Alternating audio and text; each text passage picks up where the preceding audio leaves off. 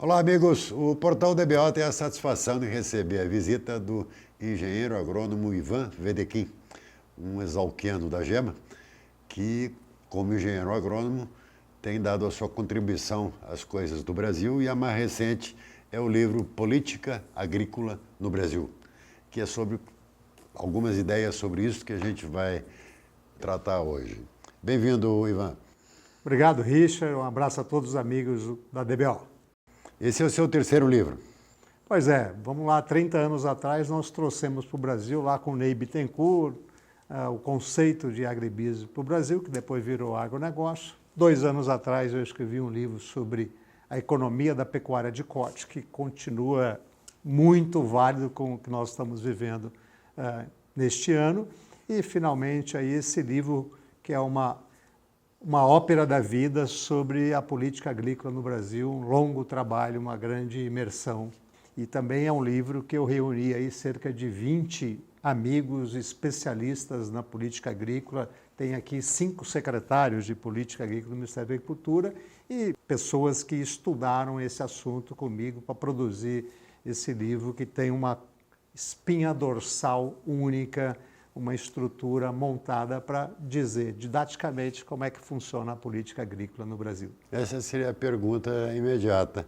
Existe política agrícola no Brasil? Pois é, tem muitos mitos no Brasil. Você vê aí diversas vezes gente falando, não tem política agrícola no Brasil, mas o que esse livro mostra ao longo de todo o tempo é a existência de uma grande política agrícola no Brasil. 100 anos atrás, mais precisamente em 1907, foi o Convênio do Café, que foi o primeiro pilar da política agrícola no Brasil, porque naquela época o café era 80% da balança comercial brasileira. E depois veio a política do açúcar, em 45 a política de preços mínimos e até chegarmos à conformação atual. Mas boa parte desse século passado, a política agrícola tinha muita correlação com a política econômica, porque era do café que vieram os recursos para financiar o grande desenvolvimento urbano e industrial do Brasil. Então, a agricultura financiou o desenvolvimento urbano e industrial brasileiro. Até que essa política se esgotou. A política agrícola sofreu muito nas décadas de 80 e 90 com a hiperinflação, e aí o agronegócio nasceu novamente com o Plano Real em 1994. Quando estabilizou a moeda, né? Estabilizou a moeda e teve uma mudança extremamente importante, que foi em 99, quando o Brasil mudou o regime cambial e passou a ter um câmbio fixo com metas de inflação.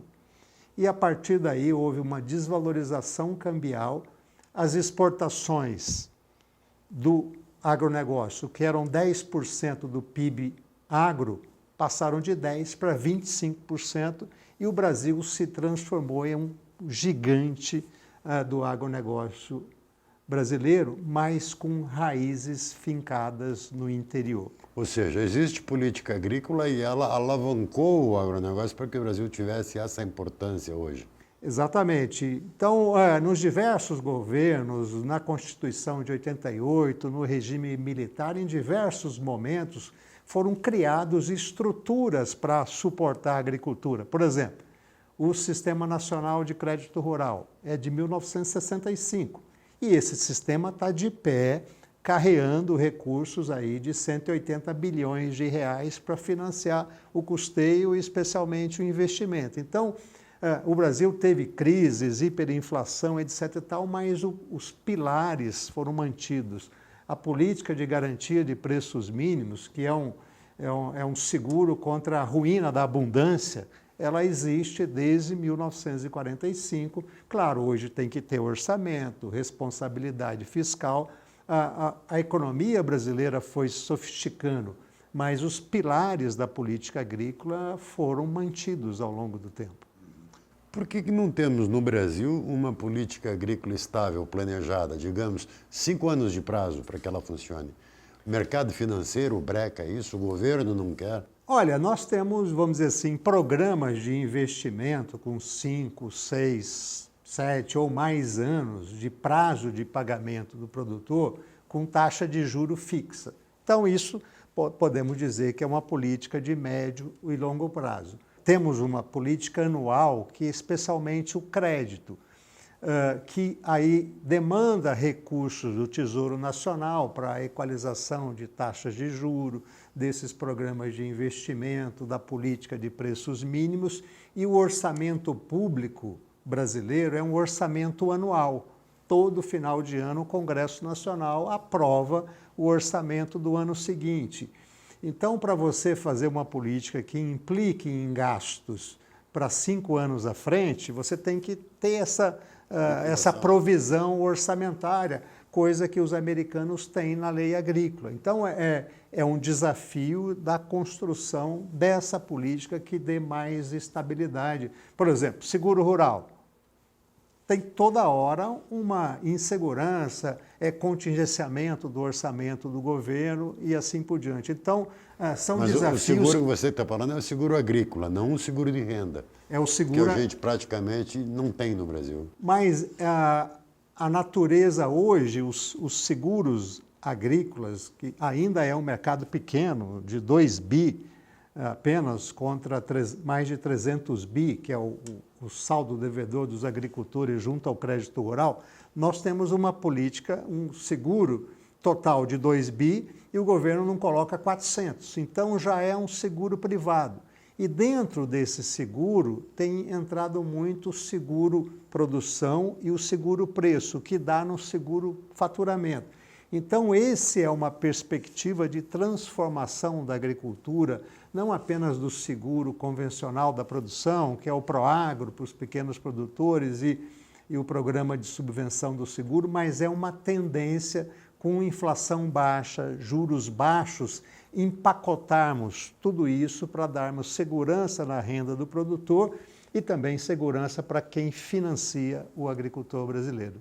Todas essas questões que você está colocando estão abordadas no livro Política Agrícola no Brasil. Estão abordadas, nós temos, o livro são 20 capítulos, nós traçamos toda a inserção externa do agronegócio brasileiro, por que existem políticas agrícolas no mundo, é um capítulo muito interessante. Na verdade, nós somos até lá nas antigas civilizações, onde a política agrícola era uma política de Estado, porque era importante para a segurança e a força, o poder de guerra das nações.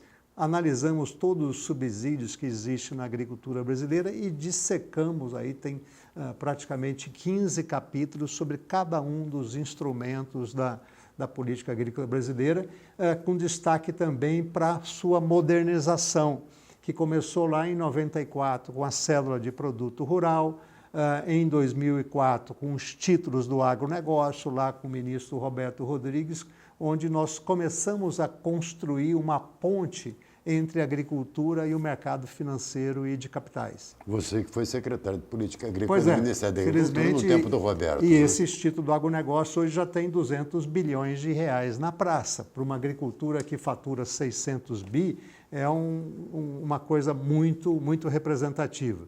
E nós analisamos como se dá a formulação da política agrícola no Brasil, especialmente a partir da Constituição de 88, com reforma agrária, e veio aí o fortalecimento do Ministério da Agricultura, a Secretaria de Política Agrícola é de 1991.